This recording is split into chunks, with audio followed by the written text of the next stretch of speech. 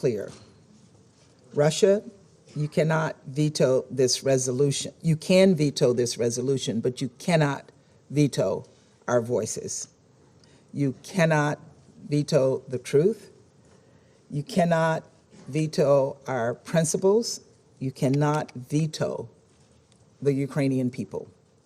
You cannot veto the UN Charter. And you will not veto accountability. Responsible members of this Security Council have stood together today in the face of Russia's aggression, and we will continue to stand with Ukraine, supporting it in every way we can. We are united behind Ukraine and its people. Despite a reckless, irresponsible permanent member of the Security Council abusing its power to attack its neighbor and subvert the UN and our international system. This vote showed which countries truly believe in supporting the core principles of the UN and which ones deploy them as convenient catchphrases. This vote showed which Security Council members support the UN Charter and which ones do not. We will be addressing this matter in the General Assembly, where the Russian veto does not apply, and the nations of the world can, will, and should hold Russia accountable and stand in solidarity with Ukraine. Before I conclude, I want to commend the true and tremendous courage we are seeing from the Ukrainian people. I want to thank the Ukrainian permanent representative who is here with us today. Earlier today, President Biden spoke with President Zelensky and personally commended the brave actions of the Ukrainian people who are fighting to defend their country. He also conveyed ongoing economic, humanitarian, and security support being provided by the United States, as well as our continued effort to rally other countries to provide similar assistance. It's hard to imagine what it must feel like to see tanks rolling into your city, to see bombs dropped on your streets, to see soldiers storm your parks and your gardens. But in the face of all of this, everyday Ukrainian people are taking extraordinary actions to protect their children, to protect their country, to defend everything they hold dear. I also want to commend the courage of the thousands of people in Russia who are protesting Putin's war, despite grave risks to their personal safety. They will keep chanting, "No war." They will keep asking how many Russian lives Putin wants to sacrifice for his cynical ambitions. As we move forward, I hope more member states take their cues from this courage and honor all of this bravery with more of our own. Thank you. Спасибо. Сейчас я предоставляю слово представителю Индии.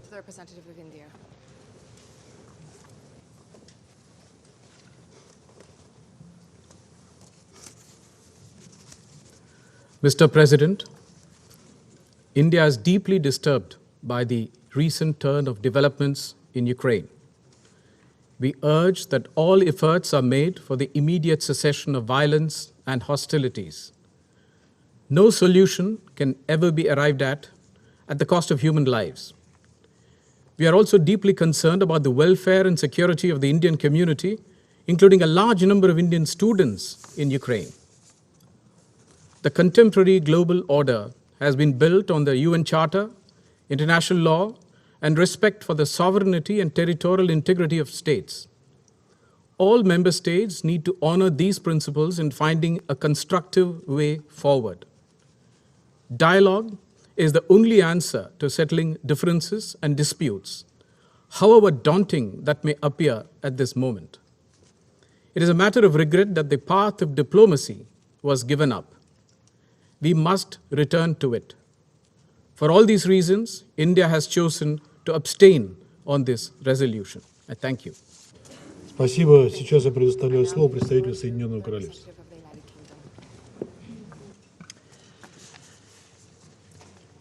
Colleagues, a large majority of the Council has just voted in favour of a resolution aimed at stopping war.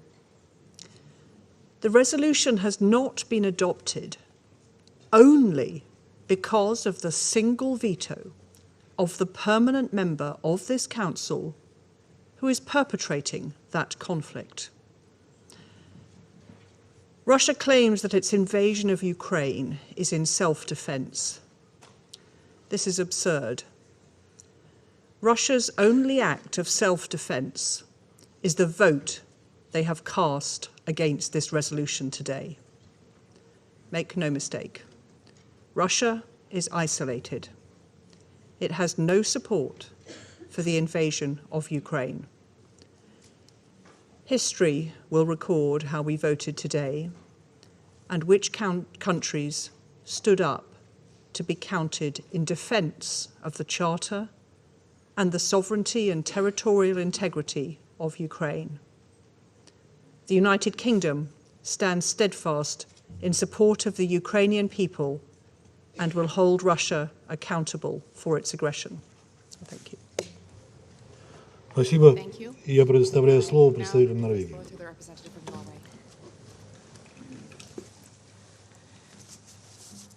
President, Norway voted in favor of the draft resolution. We deeply regret Russia's veto. Preventing an ending act of aggression is a direct responsibility of this Council. A veto cast by the aggressor undermines the purpose of the Security Council. It is a violation of the very foundation of the UN Charter. Furthermore, in the spirit of the Charter, Russia, as a party, should have abstained from voting on this resolution. On Wednesday, as we sat here in the Council chamber, we could see the shocking first images of what now amounts to a full-scale Russian invasion of a free and independent UN member state. We can only imagine the hardship the people of Ukraine is going through.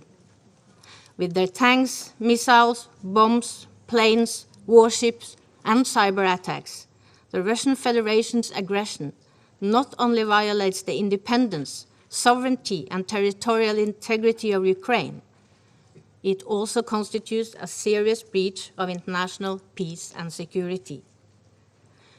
Russia has disregarded the very core principle of the rule-based world order that the United Nations has stood for since the Second World War. Let me be absolutely clear. Norway insists that the Russian Federation immediately, completely, and unconditionally stops all fighting and withdraws all of its forces from the territory of Ukraine. Russia must respect the principles and purposes of the UN Charter. Norway expresses full solidarity with Ukraine and the Ukrainian people in the face of Russian aggression.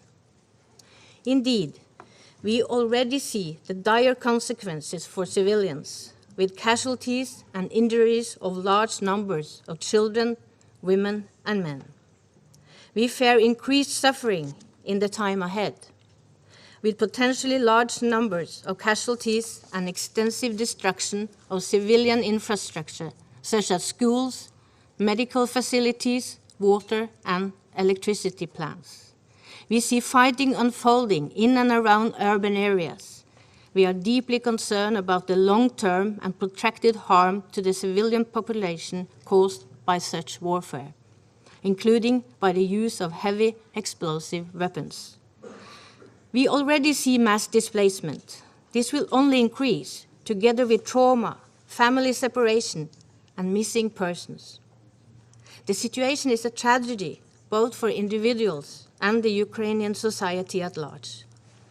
The parties to the conflict in Ukraine must comply with their obligation under international law, including human rights law and international humanitarian law, and ensure the protection of the civilian population and detainees. Space for neutral and impartial and independent humanitarian action must be protected to ensure safe, rapid, and unimpeded humanitarian access to those in need. We condemn in the strongest possible terms Russia's military aggression against Ukraine. This Council must now carry out the great responsibility of its mandate and act in a determined and united manner to stop the ongoing aggression against a UN member state. We also condemn Belarus for facilitating these attacks. Norway will join our allies and partners in swift and concrete countermeasures. This includes the alignment of Norway to the intensified sanctions of the European Union. Let me conclude by reiterating Norway's unwavering support for Ukraine's sovereignty, territorial integrity within its internationally recognized borders. Thank you. Спасибо. Сейчас я предоставляю слово представителю Ирландии. Mr. President, Ireland voted in favour of the draft resolution presented by the United States and Albania in response to the flagrant violation of the UN Charter, of international law, and of the sovereignty and territorial integrity of Ukraine by the Russian Federation. The Russian Federation has turned its back on diplomacy. It has spurned genuine offers of dialogue and rejected repeated calls from the international community for de-escalation. Instead, it has launched an unjustified and unprovoked attack on Ukraine, an attack that continues today to rain death and destruction on Ukraine and its people. We condemn these actions outright. In casting our vote today, we do so in full solidarity with the people of Ukraine. This Council has a responsibility to act in the face of conflict, to protect international peace and security, to uphold the principles the world agreed upon in response to the utter devastation of the Second World War. This is not a responsibility that Ireland takes lightly, yet it is one that we were prevented from discharging today in spite of the clear and declared will of the great majority of this Council's members. Mr. President, we deeply regret the use of the veto today by the Russian Federation. The veto is an anachronism which has no place in today's world. The use of the veto to block Council action is always unacceptable. Its use today in blatant defence of military aggression is reprehensible. However, the veto in no way obscures the plain facts of Russian aggression against Ukraine, nor will it hinder the international community's response to Russia's blatant breaches of international law, as demonstrated by the broad co-sponsorship of today's resolution by the wider UN membership. In this context, Ireland strongly supports the comprehensive sanctions announced by the European Union yesterday. We stand ready to support further measures if Russia does not reverse course. Mr. President, the unfolding horror of recent days is a tragedy for the people of Ukraine, and one which evokes nightmares that the people of Europe fervently hoped had been consigned to a blood-stained history. Only dialogue and diplomacy offer escape from these nightmares. We call on Russia to end its aggression against Ukraine today, to turn away from war and choose the path of dialogue and diplomacy. This is the right path, and the time to take it is now. Thank you. Спасибо. Сейчас я предоставляю слово представителю Франции.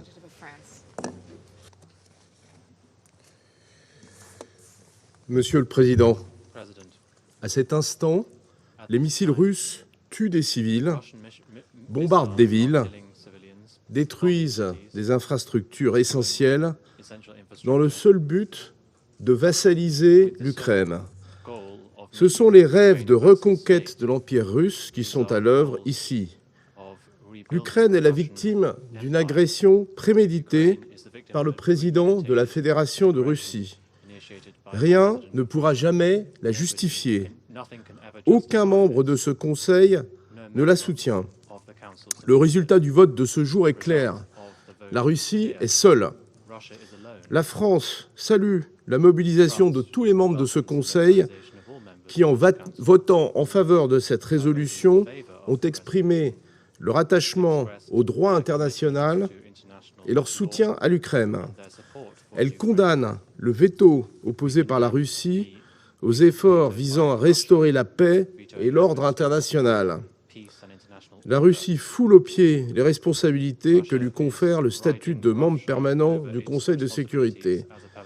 Elle instrumentalise la Charte des Nations Unies pour en violer les principes les plus fondamentaux. Monsieur le Président, au sein des Nations Unies et dans toutes les enceintes, la France continuera de se mobiliser avec ses partenaires pour soutenir l'Ukraine et le peuple ukrainien. Je vous remercie. Спасибо. Сейчас предоставляю слово представителю Ганы.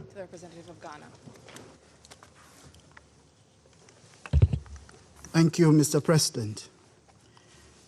Ghana voted in favor of the draft resolution on the situation in Ukraine, which did not pass, because that is the minimum duty we owe to the Charter, the peoples of the world, and in particular the government and people of Ukraine as a member of this Council.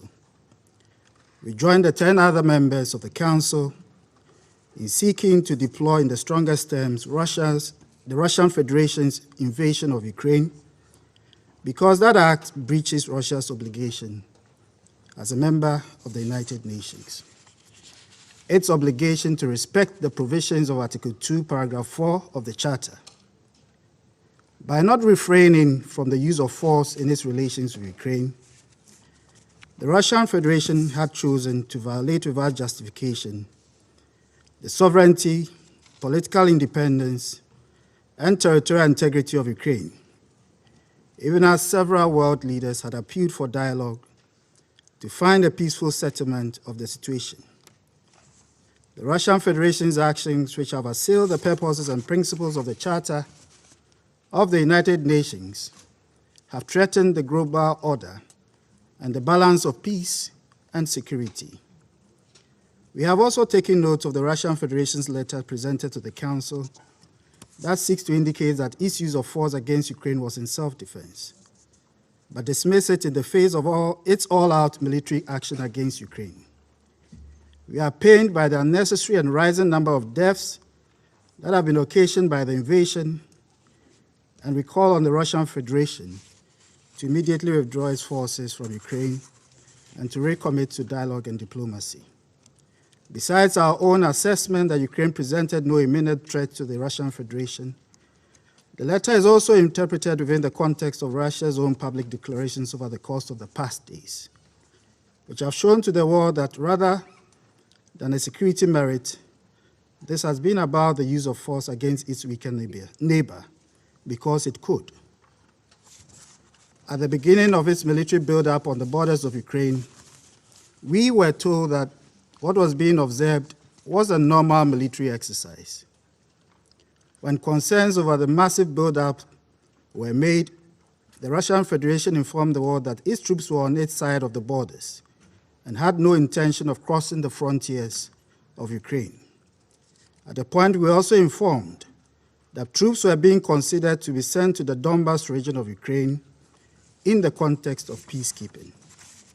Today, the whole world knows better. As we met in an emergency session on Wednesday night to afford yet another opportunity for peace, the trust and good faith crucial for diplomatic engagement was broken in a cruel and dismissive manner. The battle against Kiev may yet be won, but the goodwill of the world has been lost. The use of force as a basis for secure international agreement has no place in our modern international order, and the world cannot accept this. Ghana is deeply disappointed by the actions of the Russian Federation, a permanent member of the Security Council. Its actions have fallen short of the higher standards expected of all those states that are considered as the enduring guardians of international peace and security. Indeed, for those members of the Council with a special privilege, there is also special responsibility. I reiterate Ghana's full support for the sovereignty, political independence, and territorial integrity of Ukraine in accordance with the Charter. At a time that the world looked up to the Council to send a strong message that threats and use of force against other states are unacceptable, we have been unable to do so, not because there is no broad agreement to do so, but because the way and manner the Security Council has been structured to function has constrained us. The present situation creates difficult choices, which we all must consider and carefully reflect upon as we proceed with the long-standing efforts to reform the United Nations Security Council and how it operates. Fortunately, the ongoing process in the General Assembly provides an opportunity, and all member states must genuinely commit to that process. If we fail to act proactively, our inactions would cost us permanently. Before concluding, let me indicate Ghana's continuing concern over the situation of the civilian populations in all parts of the internationally recognized borders of Ukraine, as well as the welfare of more than 1,000 Ghanaian students and several nationals in that country. We recall that in accordance with international humanitarian law, there are consequences for unlawful actions against civilian populations. Also, as the Secretary General rightly said in his press engagement on Wednesday night, the invasion of Ukraine by Russia would come at great cost to most of our countries.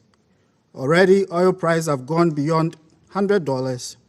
Inflation in most of our countries have begun to rise. Investment decisions are being pulled back. The already difficult situation of economic stagnation triggered by the COVID-19 pandemic is beginning to worsen. The consequences of these adverse developments is that the fragility of most of our countries will deepen and further risk created for global stability. The actions that have taken place against Ukraine are therefore far-reaching and require even greater solidarity. First, with the people of Ukraine who bear the direct and immediate impact of this unjustified action that violates the Charter and the principles of international law, but also for the many, especially developing countries, whose populations are facing severe austerity. May we find the wisdom and common purpose to overcome the difficult moment we face. Ours is the call for peace. Let's give peace still yet a chance. I thank you. Спасибо. Сейчас я предоставляю слово представителю Бразилии. Mr. President, Brazil regrets that the Security Council was unable to react to a breach of international peace and security that is still happening as we speak. During the negotiations, Brazil favored a text that could maintain space for dialogue among all the parties, while sending a decisive message for respect to international law and to the basic principles that for more than 75 years have saved us from a war of wide proportions. We thank the proponents for their flexibility in several aspects of the draft during the negotiations. Mr. President, the framing of the use of force against Ukraine as an act of aggression in the draft, a precedent that has seldom been used in this Council, signals to the world the gravity of the situation, but could also downplay other times when force was used against the territorial integrity of member states with no equivalent reaction from the Council. Indeed, we could have ended up with a text that is more conducive to reconciliation. Brazil has fought for that. However, under the current circumstances, not even a different text would have been enough to allow the Council to fulfill its responsibility to maintain international peace and security today. No country, elected or non-elected, with or without veto power, should be able to use force against the territorial integrity of another state with no Council reaction. The Council's paralysis, when world peace is at stake, could lead to its irrelevance when we need it most. It is our collective responsibility not to allow this to happen. I thank you. Спасибо. Сейчас я предоставляю слово представителю Объединенных Арабских Эмиратов. Thank you, Mr. President. The serious developments in Ukraine, we all agree, undermine regional and international peace and security. And throughout this crisis, my country has consistently called for de-escalation and dialogue. We placed great hope in the various diplomatic initiatives and channels aimed at resolving the crisis.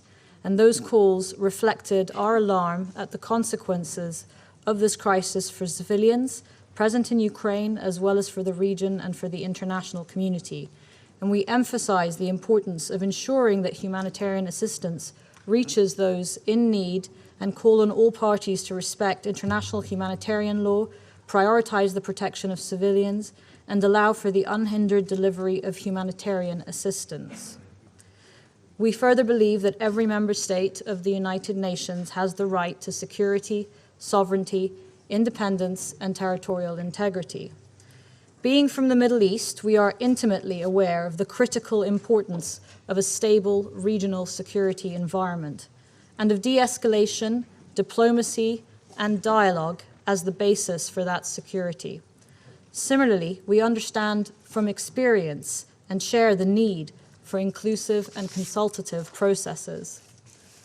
We support the draft resolution's emphasis on the need to adhere to the principles of international law and to the Charter of the United Nations. And that must be the basis of the resumption of dialogue and the pathway forward now that that resolution has not been adopted. The UAE restates its commitment to the territorial integrity, sovereignty, and independence of all member states of the United Nations. We urge for immediate de-escalation and cessation of hostilities, and we once more underscore our readiness to work with members of this Council towards that goal. The results of this vote were a foregone conclusion, but the avenues for dialogue and diplomacy must remain open more urgently than ever before, and we must pursue them together. This is the clear sentiment that this Council is united on. Thank you. Спасибо. Сейчас я предоставляю слово представителю Кении. Mr. President, Kenya has voted in favor of the draft resolution to affirm Article 2 of the United Nations Charter that all members shall refrain in their international relations from the threat or use of force against the territorial integrity or political independence of any state. We voted yes to register our opposition to the breaching of the territorial integrity of Ukraine by the Russian Federation. We voted with hearts that are heavy with sympathy for the people of Ukraine. We offer our condolences to all the Ukrainian families that have suffered the devastating loss of loved ones to this unnecessary war. Our affirmative vote today transcends the tragedy unfolding in Ukraine. We voted yes, also having in mind the justifications for past interventions by other powerful states using resolutions from this very Council that seriously compromised international peace and security. Even as deserved condemnations ring out today about the breach of Ukraine's sovereignty, history's condemnations are a loud silence in this room. We cannot help but recall that Africa's Sahel region is in terrible turmoil due to the hasty and ill-considered intervention in Libya a decade ago. On that occasion, the African Union sought more time for diplomacy. Its counsel was ignored, and what resulted was not peace or the safety and security of the Libyan people. Instead, terror was unleashed on African peoples in the countries to the south of Libya. There have been yet other actions of similar magnitude that have brought us to this unfortunate pass. Today, the precious fabric of our charter lies torn and trampled and threatened with further harm if there is no urgent and visionary leadership with a faith in diplomacy pushing in the opposite direction. If the United Nations Charter could speak for itself, it would vote for this resolution to affirm its central role in safeguarding our collective peace. It would remind all members of the Security Council and the United Nations that the Charter contains the tools for the pacific settlement of their disputes by negotiation, inquiry, mediation, conciliation, arbitration, judicial settlement, resort to regional agencies or arrangements, or other peaceful means of their own choice. By failing to adopt this resolution, we deeply regret that the Security Council has failed to stop the infringement of the sovereignty of a member of the United Nations. I thank you. Спасибо. Сейчас я предоставляю слово представителю Китая. 谢谢主席先生。 Thank you, Mr. President. 主席先生， Mr. President, 中国对乌克兰局势的最新发展深表关切。 of the situation 局势发展到今天这一步， has come to such a point 是中方不愿看到的。 we do not want to see. 中国一贯根据事情本身的是非曲直，决定自身的立场， Of the matter at hand, 主張尊重各国主权 that the 和 sovereignty 领 and 土完整。 integrity of all states 联合国宪章的宗旨和原则应当得到共同遵守。我们一直呼吁各方在平等和相互尊重的基础上， to address each 通过和平方式寻求解决彼此关切的合理方案。 to benefit. 欢迎并鼓励一切致力于推动外交解决的努力，支持俄方同乌方通过谈判解决问题。 Issue through negotiations. 安理会在过去一周举行了2次紧急会议， Emergency meetings 各方已经就当前局势充分阐明立场关切。 on the current situation. 面对当前十分复杂敏感的形势， Sensitive situation. 安理会既要做出必要反应， 也要十分慎重。 Such a response should also be taken 任何行动 caution. 都要真正有利于化解危机， Diffusing the crisis 而不是 rather than 火上 adding 浇油。 fuel to fire. 如果处置不当， If not handled 一 properly 味施压制裁， and treated by 只会导致更多的人员伤亡， sanctions, 更 it 大 will 的 only lead to 财 more 产损 casualties, 失， more property 更 loss, 复杂 a more 混乱的 complicated 局面， and chaotic situation, 更难以 and 弥 more 合的分歧， difficulties in bridging differences. 彻底关上 It may 和平 completely 解决的 shut 大 the 门。 door to a peaceful solution. 最终受害的 Eventually, 还是 it 广 is 大 the 无 vast 辜 number 民 of 众。 innocent people that will be 这样 the 的教 victims. 训 We 十 must 分 draw 惨痛， profound lessons from 必须 extremely painful 深刻汲取。基于 experience 上述， past, 中 based 方 on 对 the 决议草案 above-mentioned 投了弃 and 权票。 obtained in the vote just now. 我想强调， I wish to stress 乌克兰 that 问 the 题 issue 不 of 是 Ukraine 今 is 天 not 才 something 出现 that 的， only emerged today. 当前事态 Nor did the current 也不是 situation 一夜之间突然发生的，而是各种因素长 the 期 result 共 of 同 the 作 interplay 用 of 的结 various 果。 factors over a long period of time. 中方倡导共同、综合、合作、可持续的安全观。 Security concept. 中方认为，一国的安全不能以损害他国安全为代价， Of other nations, 地区安全更不能以强化甚至扩张军事集团来保障。各国的合理安全关切都应予以尊重。 of 5 successive 在北约连续5轮东扩的情况下，俄罗斯在安全方面的正当诉求理应得到重视和妥善解决。 properly. 乌克兰应该成为沟通东西方的桥梁， And the West. 而不应成为大国对抗的前沿。 Confrontation between major powers. 我们强烈呼吁有关各方保持最大限度的克制， Maximum restraint. 缓和紧张局势，避免平民伤亡。 Civilian casualties.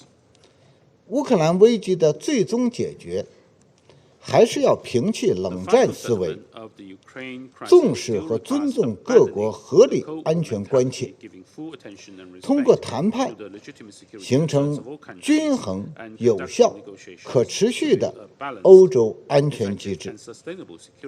我们呼吁各方尽快回到外交谈判和政治解决的轨道上来，展现诚意、善意，做出政治决断，通过对话协商实现乌克兰问题的全面解决。我谢谢你，主席先生。Спасибо. Сейчас я сделаю заявление в качестве представителя Российской Федерации. Российская Федерация проголосовала против представленного нам сегодня антироссийского и антиукраинского проекта резолюции Совета Безопасности. Почему антироссийского, думаю, объяснять не надо. Достаточно хотя бы бегло на него взглянуть. Почему антиукраинского? Потому что этот документ, вне всякого сомнения, противоречит коренным интересам украинского народа, поскольку пытается спасти и закрепить на Украине ту систему власти, которая подвела эту страну к трагедии, длящейся вот уже как минимум 8 лет. Благодарим тех, кто не стал поддерживать этот проект. Не стану отвечать тем, кто только что обвинял Россию в злоупотреблении правом вето. Главная причина нашего негативного голосования – это не то, что есть в проекте, а то, чего там нет. Если бы его авторы попытались придать ему хотя бы отдаленно напоминающий сбалансированный документ-вид, они не оставили бы за скобками вопросы, о которых нельзя забывать в контексте украинской проблемы. В частности, за скобками осталось то, как пришедшая к власти в результате неконституционного госпереворота в Киеве в феврале 2014 года майданная хунта развязала войну против жителей востока страны, обстреливая мирные кварталы из пушек и систем залпового огня и сбрасывая на дончан и луганчан бомбы. Осталось за скобками то, как украинская власть при попустительстве своих западных покровителей последовательно и цинично уходила от выполнения минских договоренностей, стержневым элементом которых был прямой диалог с жителями востока страны. При этом размещенные на линии соприкосновения украинские каратели, прежде всего из радикальных и неонацистских батальонов, методично, день за днем, обстреливали жилые районы ЛНР и ДНР, убивая женщин, детей, стариков. Это, кстати, продолжается и сегодня. Только сегодня погибло 4 мирных жителя от рук украинских вооруженных сил. А как можно не упомянуть про леденящие кровь преступления укронацистов за эти 8 лет? Про заживо сгоревших протестующих против Майдана в Одессе? Про расстрел мирных протестующих на самом Майдане неизвестными снайперами? Расследование обеих этих трагедий майданный режим целенаправленно заматывал. При этом виновные в одесской трагедии известны и особо не скрываются. А вот альтернативные расследования и признание самих снайперов недвусмысленно подтверждают, что бойня на площади Независимости была провокацией лидеров Майдана. Мы специально провели в прошлом году неформальное заседание Совета Безопасности по формуле Ария по обоим этим сюжетам, чтобы дать коллегам по Совету Безопасности больше информации на этот счет. Однако в ответ в лучшем случае услышали от западных партнеров лишь штампованные клише о российской пропаганде. Какой текст резолюции по украинской теме может быть без этих упомянутых мною сюжетов? Хорошо было бы включить в проекте честную оценку роли в раздувании украинского кризиса наших западных коллег, которые не только стояли за майданным переворотом, но и фактически выдали Киеву карт-бланш на любые действия и шаги, немыслимые для любого цивилизованного государства. Здесь и вопиющая дискриминация русского языка и, соответственно, русскоязычных жителей. И прославление пособников Гитлера вкупе с запретом на чествование настоящих героев Украины, освобождавших ее от нацизма. И созданный религиозный раскол в этой стране. Под ваши сказки о торжестве демократии на Украине майданные власти националисты занимались безнаказанными убийствами политических оппонентов, преследовали оппозицию, закрывали оппозиционные телеканалы, где можно было почерпнуть хотя бы относительную объективную информацию. 6 из таких телеканалов были закрыты только при Зеленском.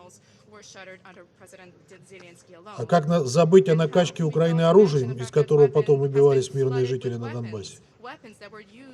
Вы сделали Украину пешкой в вашей геополитической игре, не заботясь совершенно об интересах украинского народа. Ответственность за то, что происходит сейчас, лежит не только на нынешнем украинском руководстве, но и на вас, господа. И ваш сегодняшний проект резолюции – не что иное, как еще один ход в этой жестокой и бесчеловечной по отношению к Украине шахматной партии. Коллеги, сейчас весь эфир западных СМИ забит сообщениями о том, как мирное население Киева и ряда других украинских городов укрывается в бомбоубежищах и боится за свои жизни, спасаясь от обстрелов. Мы все искренне переживаем за наших соседей, призываем их не поддаваться на провокации. Президент Путин и Министерство обороны России четко заявили и ясно заявили, что удары по гражданским целям наноситься не будут. Но националисты уже используют мирных жителей в качестве живого щита. В частности, категорически осуждаем размещение националистами в жилых кварталах позиций артиллерии и систем залпового огня. Это прямое нарушение норм международного гуманитарного права, включая статьи 51 и 58 первого дополнительного протокола к Женевским конвенциям. Видим, как используют ситуацию в пропагандистских упражнениях западные политики и СМИ. Хочу спросить их, а где вы были 8 лет? Почему вас не трогали обстрелы и убийства на Донбассе?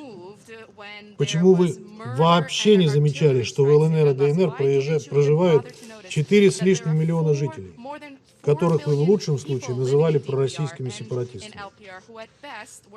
Почему не одернули Порошенко, который сказал, что жители Донбасса будут гнить в подвалах? Или Зеленского, который называл их нелюдями и особями? Кстати, сказать не могу не отметить, что в пропагандистском угаре наши коллеги очень часто используют картинки из Донбасса, выдавая их за последствия так называемой российской агрессии на Украине. Таких фейков сейчас очень много. Такими фейками сейчас переполнен интернет и многие телеграм-каналы, как и видеороликами о российских ударах по мирным кварталам, которые снимались в других регионах мира и к Украине отношения не имеют. На сегодня на это обратила внимание британская корпорация BBC, выпустив статью «Ukraine conflict. Many misleading images have been shared online». Здесь есть все. И фотографии с парадов, и фотографии американских самолетов, которые бомбили Ливию, и фотографии из Сирии, и даже взрыв в Бейруте, который выдается как то, что происходило на Украине. Я перешлю вам этот ролик, уважаемые эту статью, уважаемые члены Совета Безопасности. Отдельно, конкретно, хотел бы обратиться к своему французскому, британскому и американскому коллеге. Мой поспред Франции сказал, что на Украине сейчас происходит убийство гражданских лиц. Это неправда. российские войска не бомбят украинские города. И мы сказали, что этим лицам ничего не угрожает. И нет подтверждения, достоверного подтверждения гибели гражданских лиц. По спреду Великобритании я хотел бы сказать, что то, что вы выдаете за то, что российская бронетехника давит мирных жителей, я видел репортаж сегодня. Хочу вам сообщить, что это из ролика понятно, что это тяжелый гусеничный зенитный комплекс, который называется «Стрела-10», который состоит на вооружении, на вооружении вооруженных сил Украины. На вооружении России таких комплексов нет. Они просто устарели. Вот такими фейками вы пользуетесь. Американские коллеги, хочу сказать, что это же касается и заявления о якобы разбомбленном детском саду. Это фейк. Нам, конечно, трудно тягаться с Соединенными Штатами в количестве вторжений к своим соседям. Я воздержусь от перечисления агрессии, которые совершили США за свою историю. Но вам ли, читателям, мораль?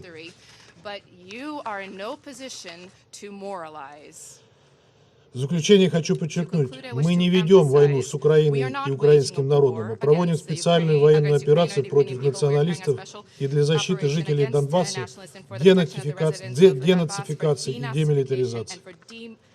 Эти задачи будут достаточно скоро выполнены, и украинский народ получит возможность вновь самостоятельно решать свою судьбу, живя в этом мире, при этом в мире добрососедстве и сотрудничестве со всеми соседями.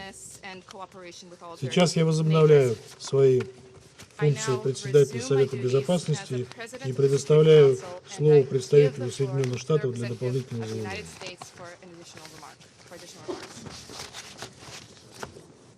Colleagues, I asked to take the floor for a different reason, and so I'm not going to respond to the atrocious lies and propaganda and misinformation that you just heard from our Russian colleague. What I asked to take the floor for was to recall the names of some of our colleagues who were not named earlier due to the rapidly moving response to these events in Ukraine. Some of them were left off, who were sponsors of the resolution, and I'd just like to highlight their names because we so appreciate what they have done.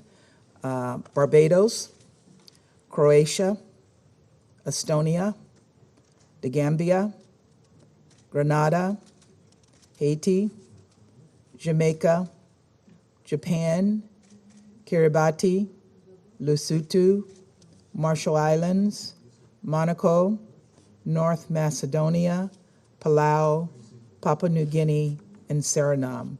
I want to thank you and all of you for your support.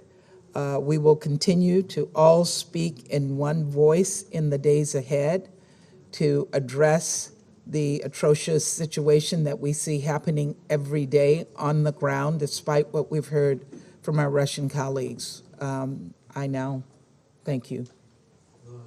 Спасибо. Сейчас я предоставляю слово представителю Украины.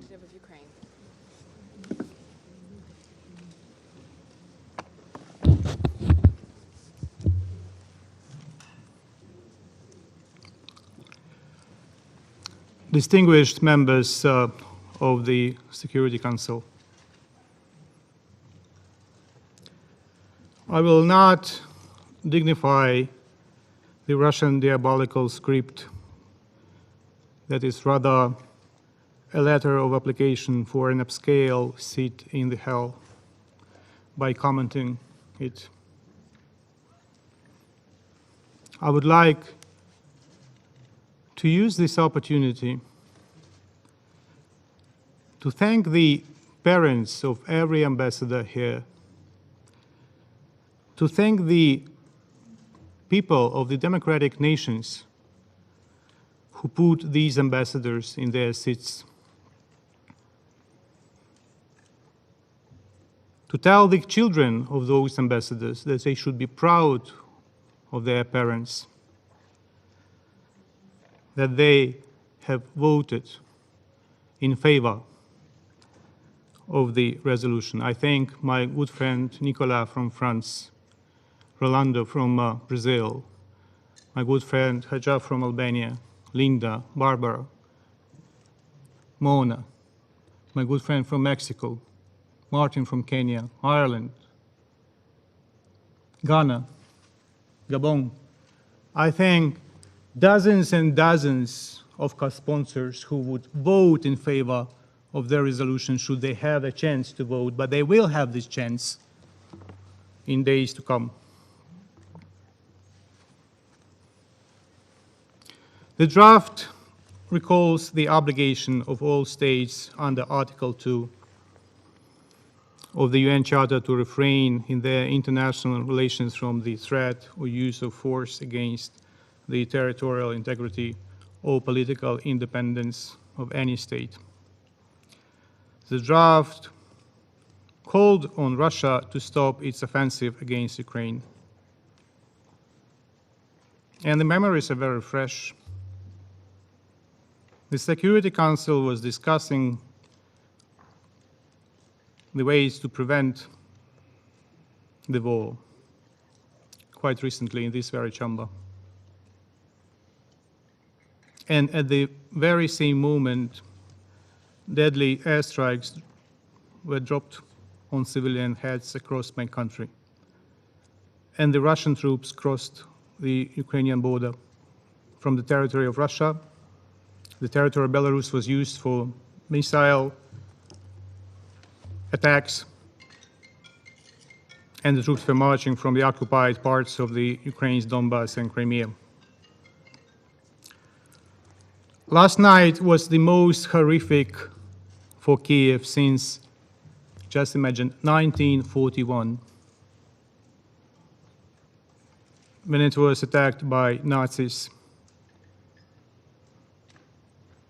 Last night was attacked by someone who pretends they are fighting with neo-Nazism. Therefore, I'm not surprised that Russia voted against. Russia is keen on continuing its Nazi-style course of action. The Kremlin regime should not be called Russian regime. The Kremlin regime should be called Russist regime. A couple of hours ago, my president said, and I quote, "Tonight, the enemy will use all the forces at their disposal to break our resistance, vile, cruel, and inhuman. Tonight, they will storm. We must all understand what awaits us. We have to persevere tonight. The fate of Ukraine is being decided right now," end of quote. We just heard something that the Russian ambassador wanted to present as assurances from himself and from his leadership that it's all provocation. And that he urged us not to yield to provocations. Do you remember how many times he said that, and his deputies said in this very room that there will be no invasion, no attacks? Do you remember how, during the previous session, he was walking out of the chamber, trying to call someone, not knowing what was going on? How we can trust you? How we can trust your assurance? You have no idea what is on the mind of your president. Your words have less value than a hole in the New York pretzel.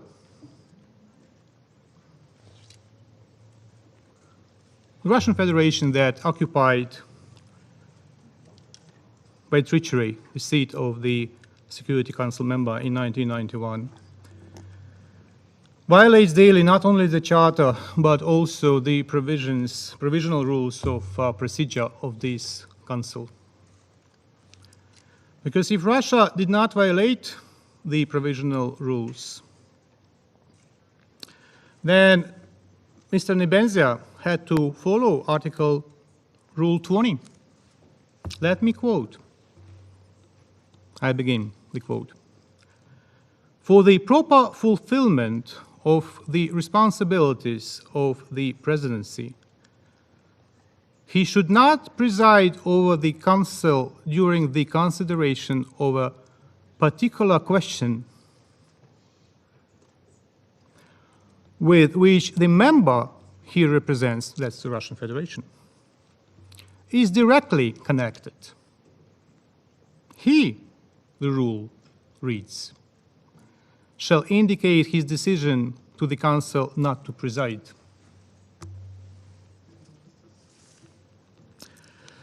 So since the Council is not ruled by the current presidency by rules,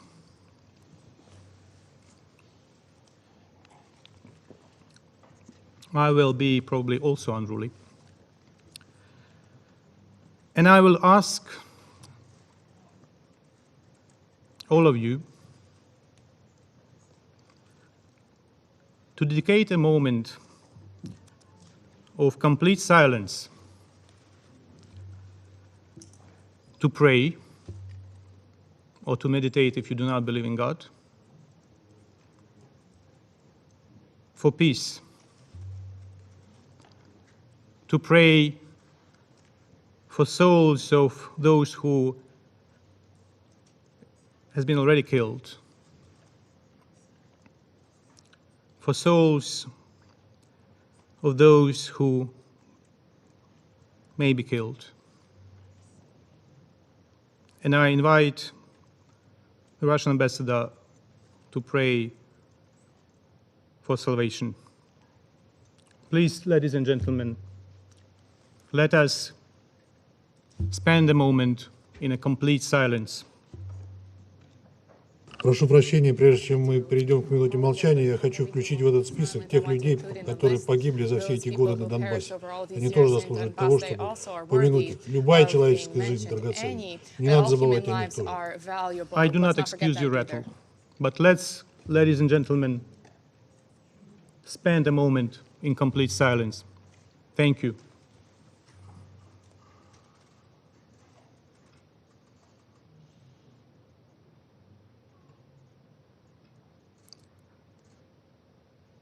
I thank you very much, ladies and gentlemen.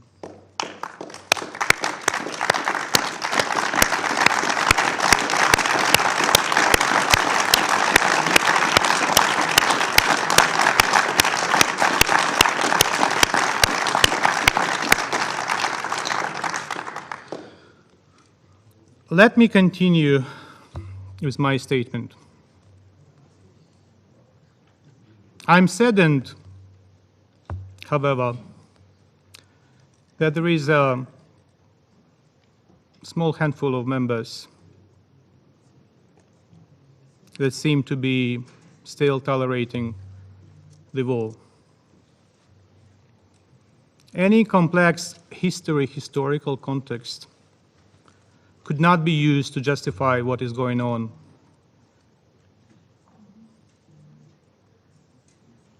And I may say to some, it is exactly the safety of your nationals right now in Ukraine that you should be the first to vote to stop the war, to save your nationals in Ukraine, and not to think about whether you should or should not vote because of the safety of your nationals. Nothing could justify missile shellings of kindergarten and an orphanage, hospitals that happened today. And in fact, one of my relatives got a stroke a couple of days ago, and that person cannot be evacuated even to the shelter because the person is not movable. So the person is in the hospital in the city of Kyiv. These attacks are war crimes and violations of the Rome Statute, whether you party to it or not. We are collecting these and other facts and will immediately send them to The Hague. And responsibility is inevitable. Nothing could justify today's deliberate shelling by a Russian warship of a Moldovan-flagged chemical tanker with the Russian crew. Imagine. Or a Panamanian flag cargo ship near Odessa port in the Black Sea. It is a flagrant violation of international law of the sea. Is it a time to discuss historical reflections against the backdrop of the alarming situation in the Chernobyl nuclear power plant, seized by the Russian armed groups?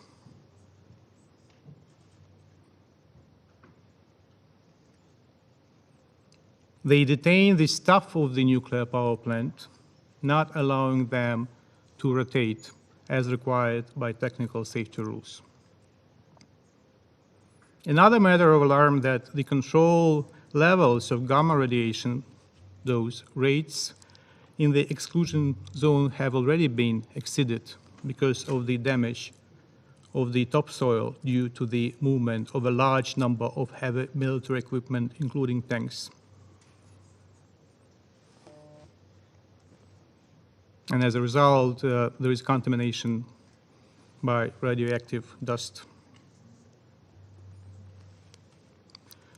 Dear Security Council members, as of previous night, midnight,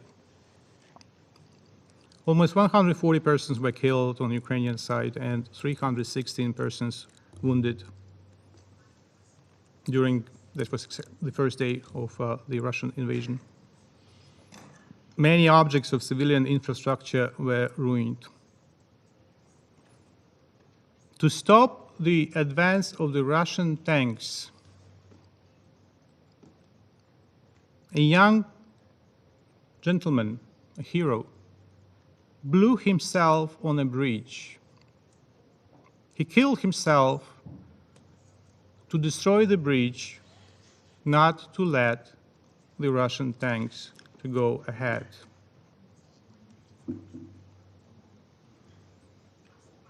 But the destruction takes place not only in cities. 80% of infrastructure of the small town of Shestya, located on the government-controlled part of Donbass, have been completely destroyed, according to the local administration. Occasionally, the name of the town is translated as happiness. That's actually the name of the town. Счастье, happiness. What a grotesque irony. It speaks volumes what kind of happiness the Russian Federation is bringing to Donbass, to Ukraine, to other nations. Sooner or later, if we continue to allow Russia to go ahead with its diabolical plan. And rest assured, Ambassador, there will be no hospitality to your troops on our territory.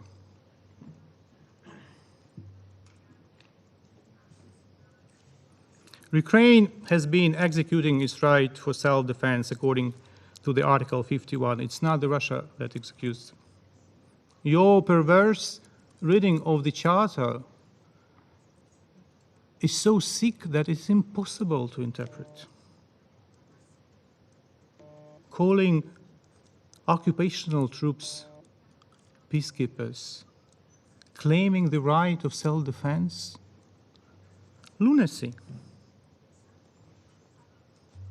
The Russian troops are suffering heavy losses. Aircraft, helicopters, tanks, trucks, and most importantly, personnel. you can stop the vote in this chamber.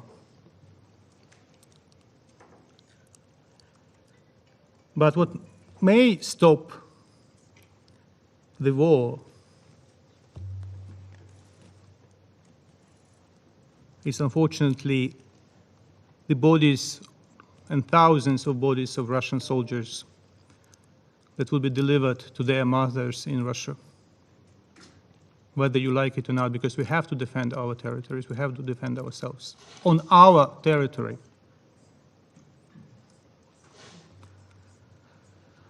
Thousands of Ukrainians have already joined the Ukrainian army or territorial defense forces. And the resolve and dedication of civilians joining the territorial defense forces is the best proof that we will not surrender, even if you succeed to temporarily occupy additional chunks of our territory.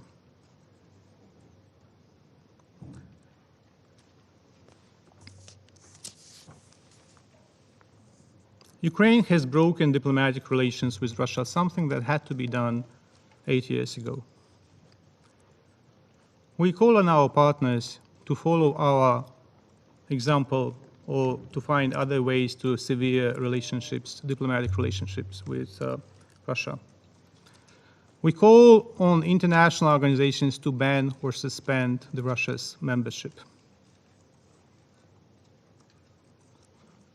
The latter has happened today, in fact, as the Committee of Ministers of the Council of Europe, by overwhelming majority, I mean, it's almost like consensus, adopted the decision to suspend the Russian Federation from its rights of representation in the Committee of Ministers and in the Parliamentary Assembly of the Council of Europe. In the first place, you shouldn't have been invited to the Council of Europe. You were invited to the Council of Europe, this temple of human rights, in the middle of the Chechen war. In the very middle of the Chechen war, even before the Khasav-Yurt agreements. For hypocritical political reasons, the Europeans then were of the opinion that it's better to invite you, and you were invited in the middle of the war, killing thousands and thousands of your own citizens in Chechnya.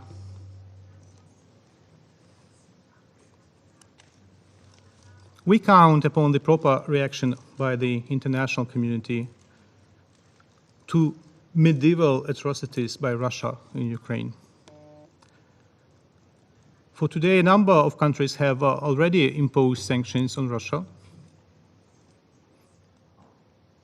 and the burden must be heavy.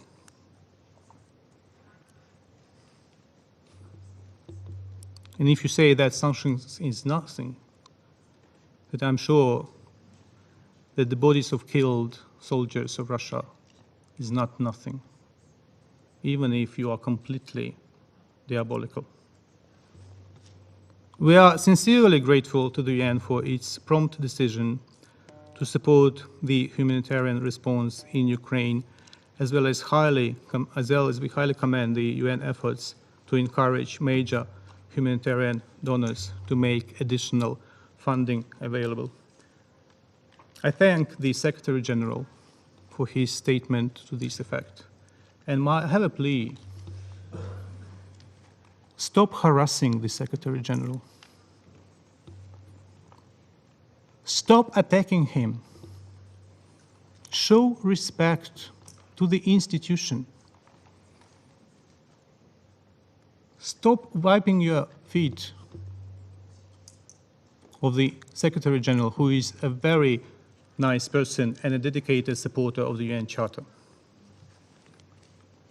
We remain open for negotiations, but don't put words in our mouths. Don't manipulate with our statements about negotiations. We are sick of your interpretations. Speak on your own behalf. Do not speak on our behalf. This was stated by the President of Ukraine, that we are open to negotiations. on a permanent basis, and we have been saying that all along. It is you who killed Normandy 4.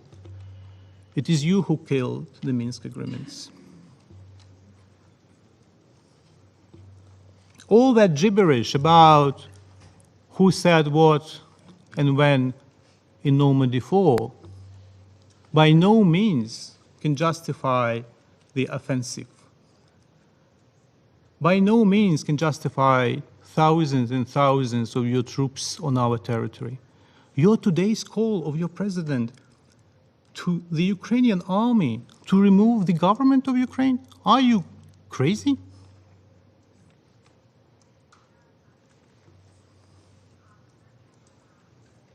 Show respect for the core principles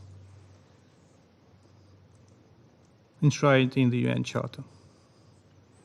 Sovereign equality, non-use of force or threat of force against territorial integrity, and political independence.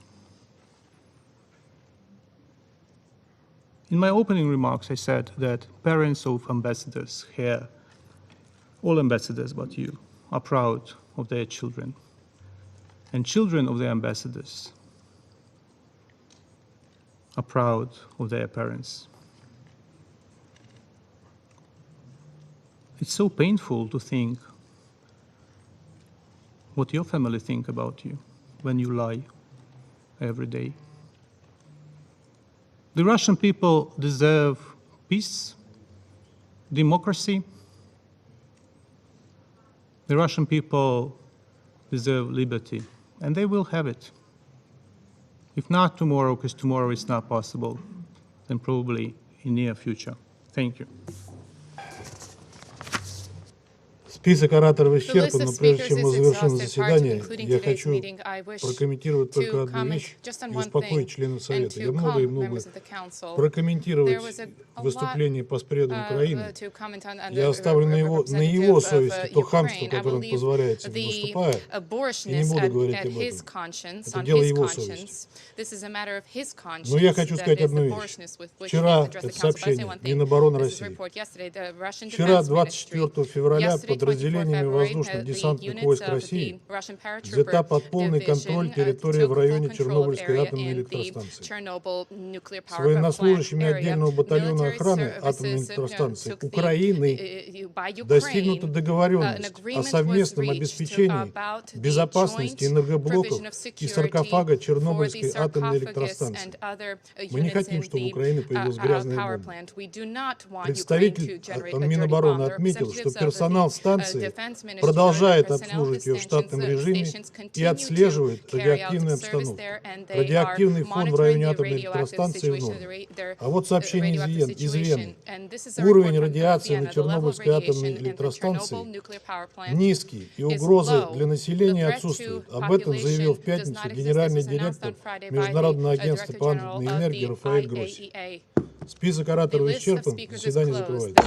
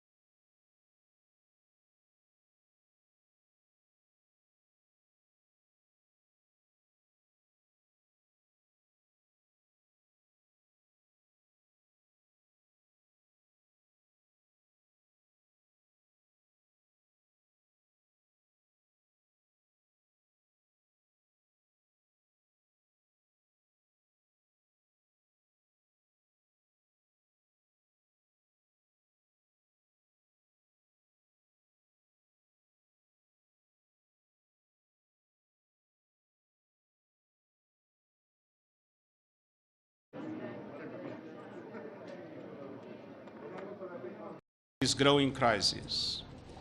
To response, I'm announcing today that I appointed Amin Awad as the UN Crisis Coordinator for Ukraine. Amin worked closely with me for a decade in UNHCR. He will lead the coordination of all our efforts, including our humanitarian response on both sides of the contact line. All concerned in this conflict must respect international humanitarian law and guarantee the safety and freedom of movements of UN staff and other humanitarians. Especially in a moment like this, it is important to remember that the UN is not just the chamber behind me.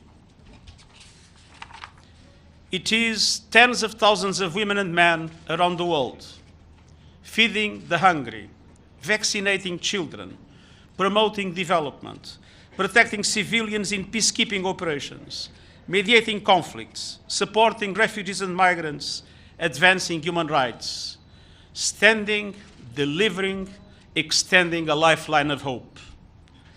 The United Nations Charter has been challenged in the past, but it has stood firm on the side of peace, security, development, justice, international law, and human rights. Time after time, when the international community has rallied together in solidarity, those values have prevailed. They will prevail independently of what happened today. We must do everything in our power so that they prevail in Ukraine, but they prevail for all humanity. Thank you. Thank you very much. Mr. Secretary General, are you concerned about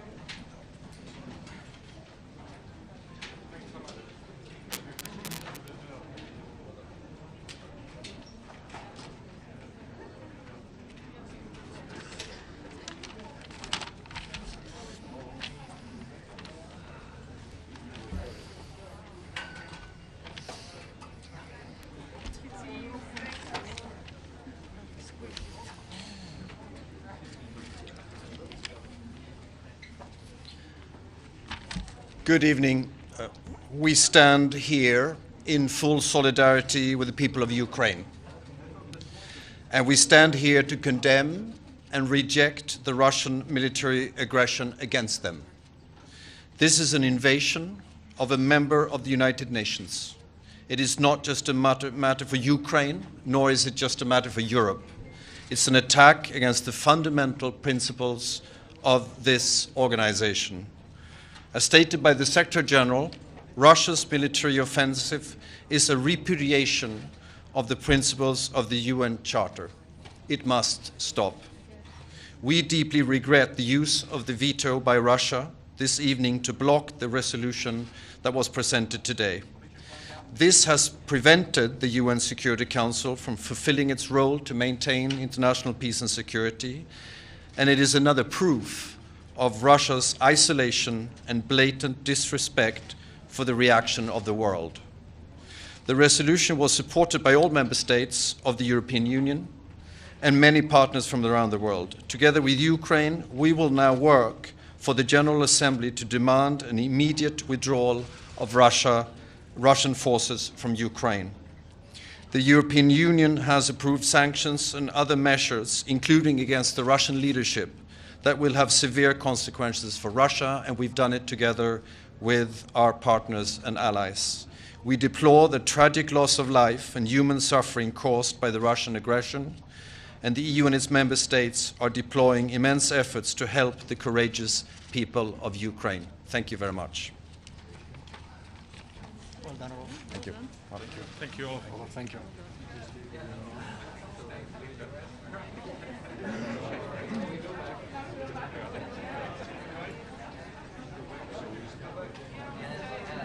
Okay. Great. Yeah, finish.